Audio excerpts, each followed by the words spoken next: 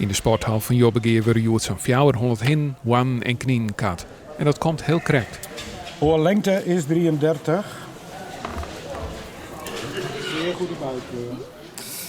Nou, waar wij eerst naar kijken, alles wat aanwezig moet zijn bij een dier, dat aanwezig is. Dus het gewicht, of de nagels er allemaal zijn, of het gebit in orde is, of het geslacht in orde is.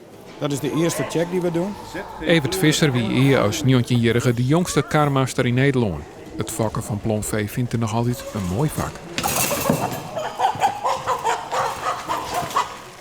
Ja, het is een stuk ontspanning, denk ik.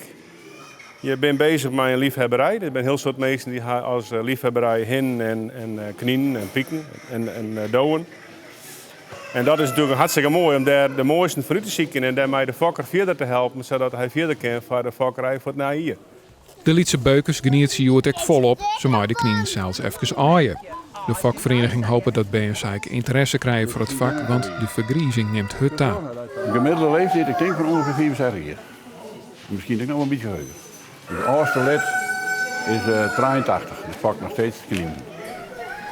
En hoe zou het komen dat de jongeren net meer wisten vakken wil? De volle arbeid vind ik, denk ik. Ik denk dat we hier alleen in Jurgen serieus op 4,5 vereniging gaan. Waarom is het zo wichtig dat Bern het vak leren?